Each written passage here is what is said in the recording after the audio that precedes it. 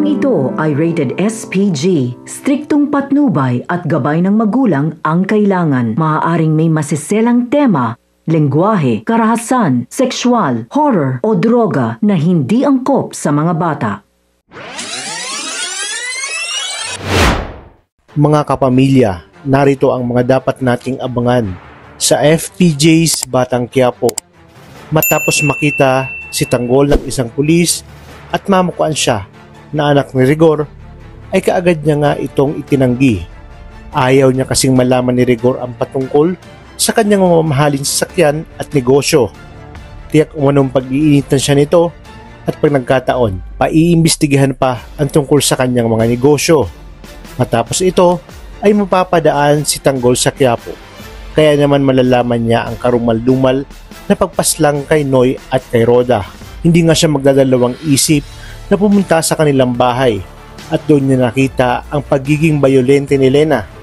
Huli na nga ba kaya ang lahat dahil sa kanyang pagdating ay nakahiga na itong si Marites at may saksak na ang kanyang lola Tinding sa dibdib. Siya mismo ang magbibigay ng hustisya sa ginawang krimen ni Lena sa kanyang nanay Tess at lola Tinding. Di nagtagal ay dumating na rin si Mando at Rigor at sa pagkakataong ito ay nasaksihan lahat ni Rigor ang nangyari kay Tess at Tinding. At dahil sa napigilan ni Tanggol si Lena ay sinabi ni Mando na buti na lamang ay dumating itong si Tanggol. Galit na galit naman si Rigor at agad na itinutok ang baril kay Tanggol. Wika niya kung anong ginagawa ng demonyo si Tanggol sa kanyang bahay. Sumagot si Tanggol na dahil kay Rigor at sa pagpatol nito kay Lena, nalagay sa peligro ang buhay ng kanyang nanay Tess at lola Tinding.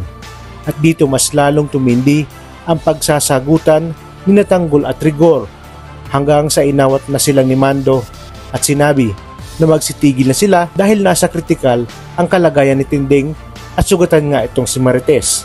Agad namang dinampot ni Mando si Lena at pinusasan. Sinabi ng baliw na si Lena na hindi pa siya tapos at uubusin niya ang pamilya ni Rigor.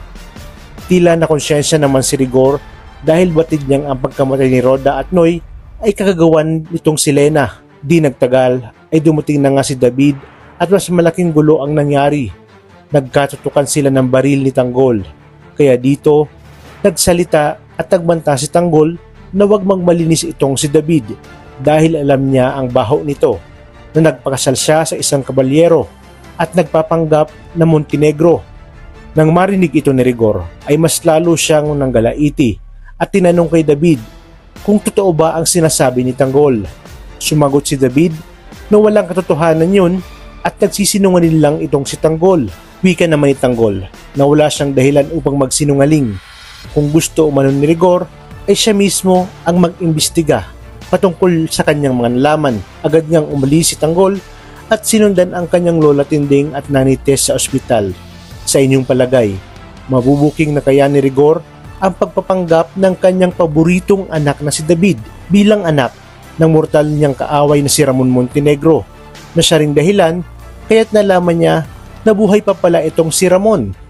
Napakarami pa nating dapat abangan dito lang sa FPJ's Batang Quiapo. Maraming salamat sa inyong panonood at pagpalain tayong lahat, kapamilya.